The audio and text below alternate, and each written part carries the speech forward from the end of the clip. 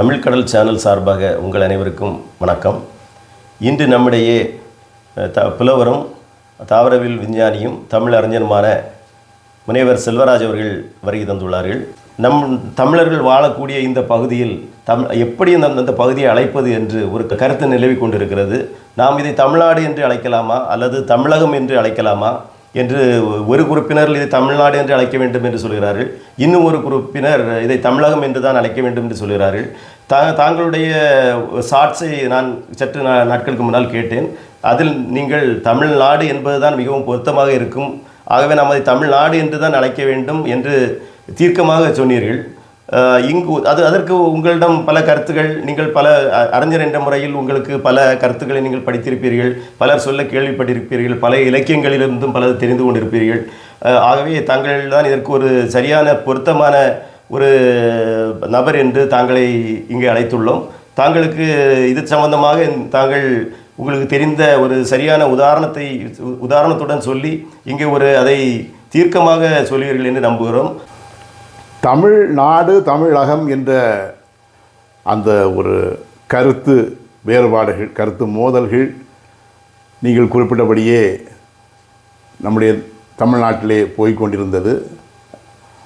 ஆனால் நம் இலக்கியங்களுடைய அடிப்படையிலும் நம்முடைய வழக்கத்தினும் நம்முடைய தமிழ்நாட்டு வரலாற்றின் அடிப்படையிலும் நாம் பார்த்தால்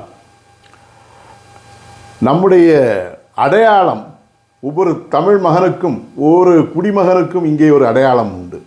இந்த ஊரை சார்ந்தவன் என்று ஒருவனை குறிப்பிட வேண்டுமென்றால், இப்போது சென்னையை சார்ந்தவர் ஒருவரை கூற வேண்டுமென்றால் சென்னை ஊர்க்காரர், மதுரைக்காரர் சொல்லணும்னா மதுரைக்காரர், தஞ்சைக்காரர்னா தஞ்சை ஊர்க்காரர், தஞ்சைக்காரர். இப்படியெல்லாம் நாம் சொல்வது போலவே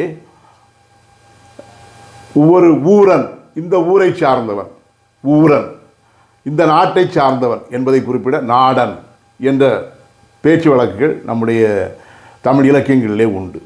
அந்த அடிப்படையிலே நாம் பார்த்தால் தமிழ்நாடன், தென்னாடன், புனல் நாடன் என்றெல்லாம் அந்த வழக்குகள், அந்த இலக்கிய மொழி நம்முடைய பாண்டிய மன்னனை குறிப்பிடக்கூடிய வகையிலே சங்க இலக்கியங்கள் சுட்டி காட்டுகின்றன. அதை போலவே நம்முடைய சோழ மன்னனை குறிப்பிடுவதற்கு கூட ஒட்டக்கூத்தர் கங்கை துறைவன் தென்னாடன் என்றும் சோழநாட்டு இறைவன் என்றும் சோழ மன்னனை குறிப்பிடுகிறார். இதெல்லாம் நாம் பார்க்கும்போது நாடன் என்பது அந்த நாட்டின் மன்னனையும் அந்த நாட்டை சார்ந்த குடிமக்களையும் குறிக்கக்கூடிய ஒரு சொல்லாக இருக்கிறது. ஆகவே நாடு என்பது ஒரு பெரிய பரந்த நிலப்பரப்பை குறிப்பிடுகிறது என்பதற்கு தெளிவான ஒரு சான்றாக அது இருக்கிறது. அதை போலவே நாடு என்பது அந்த பரந்த நிலப்பரப்பை குறிப்பது மட்டுமல்லாமல் அந்த நிலப்பரப்பில் வாழக்கூடிய மக்களுடைய அவர்களுடைய மொழியையும் குறிப்பிடக்கூடிய அளவிலே இருக்கிறது. உதாரணமாக சொல்லப்போனால் தமிழ்நாடு என்பது தமிழ் மக்கள் வாழக்கூடிய மிகப்பெரிய பரந்த நிலப்பரப்பையும் அந்த நாட்டில் வாழக்கூடிய அந்த மக்களையும், அந்த மக்களுக்கான நாடு, தமிழருக்கான நாடு என்று அந்த தெளிவான ஒரு விளக்கம் அதிலே வருகிறது. அப்படி பார்க்கும்போது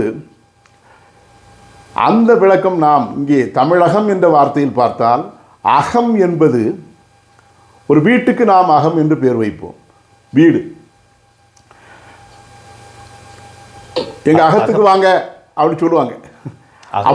குறுகிய இடம், அதாவது அகத்தின் அழகு முகத்தில் தெரியும். அகம் என்பது நம்முடைய உடல், ஒரு குறிப்பிட்ட ஒரு குறுகிய இதை குறிப்பதாக. அகம் என்பது உள்ளம் எடுத்துக்கலாம். அதே நேரத்தில் வீட்டையும் குறிக்கும். மொத்தத்தில் அது நீங்கள் சொன்ன போல ஒரு சின்ன குறுகிய இடத்தை தான் குறிக்கும். அகம் என்பது எந்த காலத்திலும் பெரிய ஒரு பரந்த நிலப்பரப்பை குறிப்பது அல்ல. அப்படி பார்க்கும்போது நம்முடைய வீட்டுக்கு வைக்கிறதுக்கு அந்த பேர் பொருத்தமாக இருக்கும். வீட்டுக்கு வேணா நம்ம சில இடங்களில் குறளகம், அமுதகம், அன்பகம், இறையகம் இப்படிலாம் பேர் வைப்பாங்க. வீட்டுக்கு வைக்கலாம் தாராளமாக. நம்முடைய தமிழ் பற்றை காட்டுறதுக்கு தமிழகம்னு நம்ம வீட்டுக்கு தாராளமாக பேர் வைக்கலாம். எந்த தப்பும் இல்லை. ஆனால் அந்த பேர் தமிழகம்ங்கிற அந்த பேர் பரந்த ஒரு எல்லையை குறிக்கக்கூடிய அந்த தமிழ்நாட்டுக்கு பொருந்தாது. ஏன்னா அப்படி வைக்கும்போது மறைமுகமாக தமிழ்நாட்டுடைய எல்லையையும் அது குறுக்கிறது. ஒரு சின்ன குறுகிய எல்லைக்குள்ளே தமிழ்நாட்டை கொண்டு விடுறாங்க. அப்படி வரும்போது அதை நம்ம ஏற்றுக்க முடியாது. மறைமுகமாக அது ஒரு வஞ்சக சூழ்ச்சி போல நான் நினைக்கிறேன். அந்த மாதிரி வரும்போது அந்த வார்த்தைகள் நம்ம வந்து தமிழகம்ங்கிற வார்த்தை, தமிழ்நாடு என்கிற அந்த சொல் ரெண்டையும் நம்ம ஒரு ஆராய்ஞ்சு பார்க்கும்போது தமிழ்நாடுங்கிறது உறுதியாக நம்முடைய தமிழ் மக்கள் வாழக்கூடிய பெருநிலப்பரப்புக்கு உரிய பெயராக இருக்கும். இன்னொன்று மறைமுகமாக நம்ம இன்னும் சொல்லலாம். தமிழ்நாடுங்கிற அந்த வார்த்தையில், நாடுங்கிற வார்த்தையில் நான் முன்னாடியே சொன்னது போல அந்த ஷார்ட்ஸில் கூட சொல்லியிருந்தேன், நாடு என்பது விரும்பு என்ற ஒரு பொருளும் வருது. இது தமிழை நீ விரும்பு, உன்னுடைய நாட்டை, உன்னுடைய மொழியை நீ நேசி அப்படிங்கிற ஒரு நாம் நேசிப்போம் பாருங்கள் அப்படிங்கிற ஒரு அழைப்பையும் அது சொல்வது போலையும் இருக்குது. நம்ம அதையும் எடுத்துக்கலாம். ஆனால் முக்கியமாக நம்ம வந்து என்னைக்கும் வீட்டுக்கு உள்ள பேரை வீட்டுக்கு தான் வைக்கணும். நாட்டுக்கு உள்ள பேரையாக வந்து வீட்டுக்கு வைக்க போகிறோம். அதனால் வீட்டுக்கு வைக்கக்கூடிய பேராக இருந்தால் தமிழகம்னு வைப்போம். நாட்டுக்குன்னு வச்சா தமிழ்நாடுன்னு தான் நம்ம சொல்லணும். தமிழ்நாடு தான் இது, இந்த நாடு. தாங்கள் சொல்வதிலிருந்து அந்த அகம் என்பது ஒரு குறுகிய இடத்தை குறிப்பதாகவும், நாடு என்பது ஒரு பரந்துபட்ட இடத்தை குறிப்பதாகவும் கூறுகிறீர்கள். நானும் இதுவே சரியான ஒரு விளக்கமாக இருக்கும் என்று நினைக்கிறேன். ஆகவே நாம் நம்முடைய தமிழ்நாட்டை தமிழ்நாடு என்று அழைப்பது தான் மிகவும் பொருத்தமாக இருக்கும். தமிழகம் என்று அழைப்பது அந்த அளவுக்கு பொருத்தமாக இருக்காது என்று நினைக்கிறேன். ஏனென்றால் நாம் தமிழர்கள் பறந்து வாழக்கூடிய பகுதி மிகவும் பரந்துபட்ட பகுதி, ஒரு ஒடுங்கிய இடம் கிடையாது. இன்று நாம் ஒரு இடத்தில் ஒடுங்கி உள்ளோம்.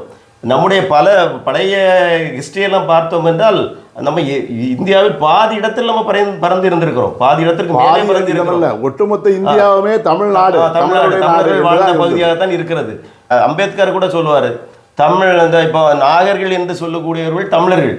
இந்த நாகர்கள் தான் ஒரு சமயத்தில் இந்தியா முழுவதுமாக பரவி வாழ்ந்தார்கள். இப்போது நாம் ஒரு இடத்தில் ஒடுக்கப்பட்டுள்ளோம். ஆகவே நம்முடைய நாட்டையும் நம்முடைய இடத்தை, இந்த தமிழர்கள் இன்று வாழக்கூடிய இடத்தை தமிழ்நாடு என்பது தான் மிகவும் பொருத்தமாக இருக்கும்.